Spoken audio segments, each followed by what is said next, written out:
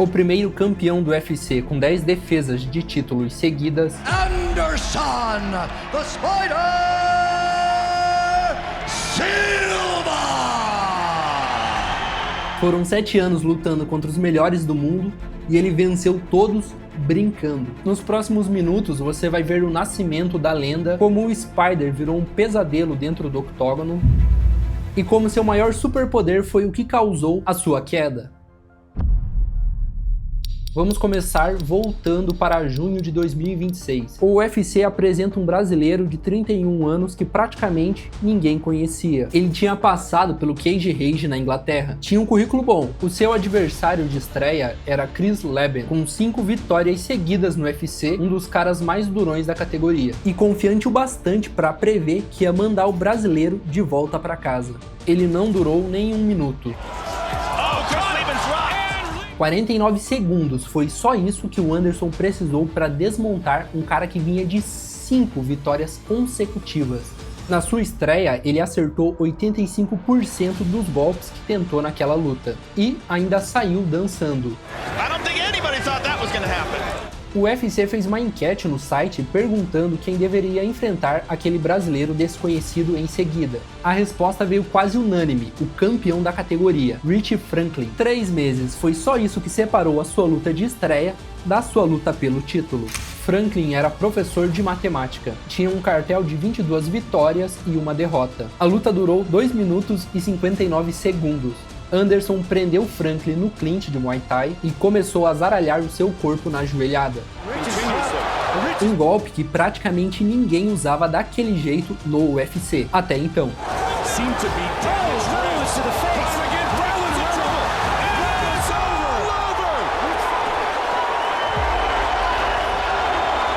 O Brasil tinha um campeão de novo, e não qualquer campeão, mas um cara que fazia tudo aquilo parecer fácil.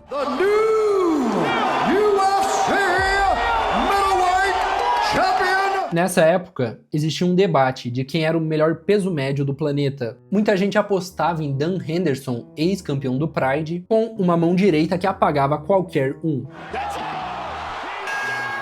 Imagine se você tivesse que apostar nessa luta. Em quem você apostaria? No novo campeão brasileiro, mas até há pouco tempo desconhecido, ou em Dan Henderson? Porque no primeiro round, pareceu que a aposta em Henderson ia se pagar.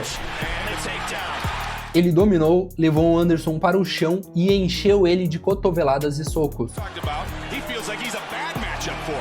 Foi a primeira vez que o Spider pareceu mortal dentro do octógono. Só que no segundo round, o jogo virou. Anderson lutado. Mas o Spider não parou aí. Ele estava mirando em Forrest Griffin, ex-campeão dos meio pesados, uma categoria inteira acima da de que Anderson lutava normalmente. O brasileiro subiu de peso só para provar um ponto, que ele conseguia lutar contra caras muito maiores do que ele.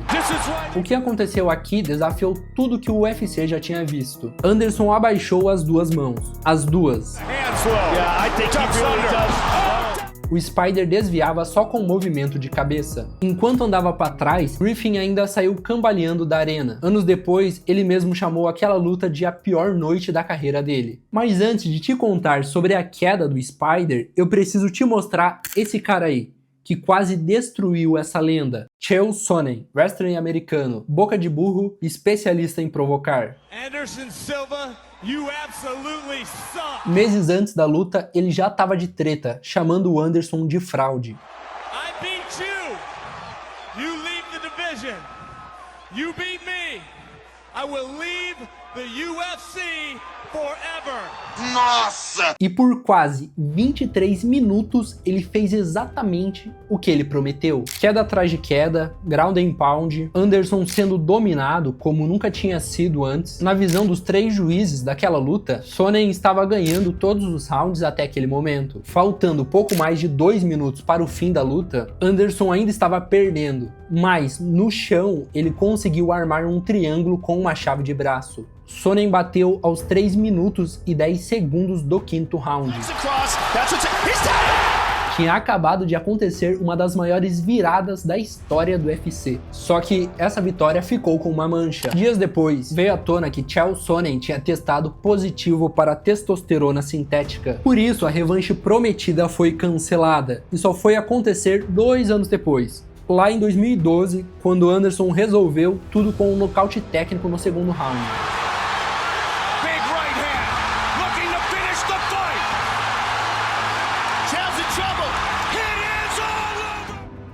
Seguimos para a luta mais esperada da história do MMA brasileiro. Até aquele momento, Anderson Silva e Vitor Belfort tinham treinado juntos e havia uma cobrança de lealdade quebrada entre os dois.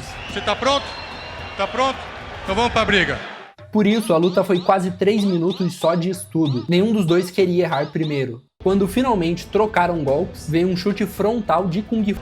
Após essa luta, o Spider continuou quebrando todo mundo. Venceu o Okami, o Sonnen pela segunda vez e atropelou o Bonar. Mas em junho de 2013, Anderson Silva estava prestes a enfrentar o cara que seria o responsável por sua queda. Chris Weidman, invicto, 9 vitórias e nenhuma derrota. Mais um wrestler americano contra o maior de todos os tempos. Parecia um roteiro repetido.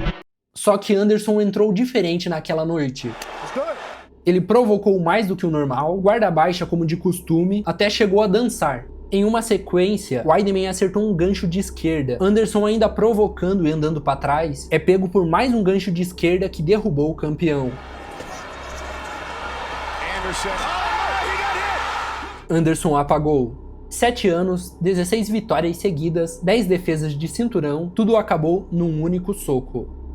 Na revanche, Anderson jogou tudo que tinha, mas a tragédia foi ainda pior do que a derrota. Pouco mais de 1 minuto no segundo round, um chute baixo. Weidman tinha treinado o mês inteiro, especificamente para parar os chutes do Anderson com a canela. O chute bateu na perna de Weidman e a canela do Anderson quebrou ao meio, tíbia e fíbula, uma cena horrível.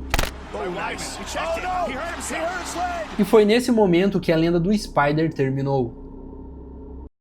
O reinado do Anderson Silva não foi sobre socos, joelhadas ou frontal kick. Foi sobre fazer o impossível parecer normal por 7 anos. Foi a confiança de que ninguém no mundo, mãos baixas, provocando, o mesmo jogo que tinha funcionado contra o Griffin anos antes, só que dessa vez custou caro. Custou o cinturão, a invencibilidade e meses depois, a própria perna. 13 meses depois, ele voltou e venceu Nick Diaz. Só que o resultado foi anulado, porque o próprio Anderson testou positivo para doping. A sua primeira vitória limpa só veio em 2017, contra o Derek Brunson. No fim, o cara que passou 7 anos intocável, caiu pela mesma coisa que fez ele virar uma lenda. A certeza de que era diferente de todo mundo. Agora eu quero saber de você, o que você acha que causou a queda do Spider? E se você curtiu o vídeo, deixa o like e até a próxima.